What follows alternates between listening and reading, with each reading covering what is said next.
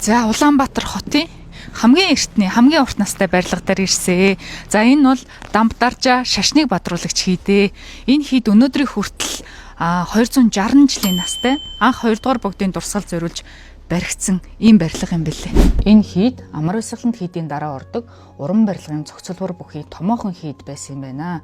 Монголын шарын шашны түүхэнд өнөөдрийн хүртэл 10 удаа богд тодруулснаас ах дугаар богд болон 2 дугаар богд монгол хүмүүс байсан бол 3 дугаар богдоос 9 дугаар богд хүртэл Манжчин улсын зүгээс зориудаар төвд хүмүүсийг богдоор тодруулж Монголын шашин төрийг удирдуулж исэн юм байлээ. Амар Баясгалант хийдийг анх дугаар богдын дурсгалд зориулж барьсан бол энэ Дамдаржа хийдийг 2 дугаар богдын дурсгалд зориулж Манжин хааны зарилгаар барьжээ. Анх баригдахдаа төвдийн хийд барих уламжлалт дүрм ёсоор газар усыг сайтар шинжиж сонгосны үндсэн дээр хүрээнээс хойш 5 км орчим зайд баруун зүүн сэлэг голын уулзуурт энэ богд цонхоо уулын ингэрт 1761-ээс 65 оны хооронд барьж байгуулсан байдгийн байна. Хийд тухайн үедээ 25-аас 30 орчим барилга байгууламжтай 1500 орчим лам ном хурдаг Монголын 3 том хийдүүдийн нэг байсан.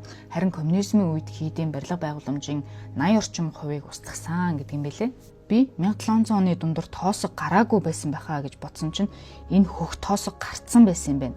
Суурьнд нь хүртэл ашигласан байгааз энэ хөх тоосог нөгөө хятадуудын хийдэг байсан баа юу гэж тоосог мөн үү? Энэ хөх тоосгоны тухай мэддэг хүмүүс байвал бас бичиж үлдээгээрэй. Зүүн талд нь байгаа нурсан барилгуудыг харахаар бүхэл дүнзэр каркасыг нь босгоод ханы дүүргэлтийг нь байгалийн чулуу болон хөх тоосгоор өрсөн харагдаж байна. Энэ хөх тоосыг янз бүрийн хэмжээтэй хийдэг байсан юм шиг байгаа юм.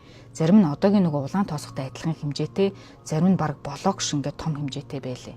Энэ хийдийн хэрмийн баруун хойд талд 2 дугаар богдын шарилын суваргыг босгосон гэхээр би 2 дугаар богдын шарилыг чандарлаад эсвэл занданшуулаад хадгалдаг юм байна гэж ойлгоод байсан.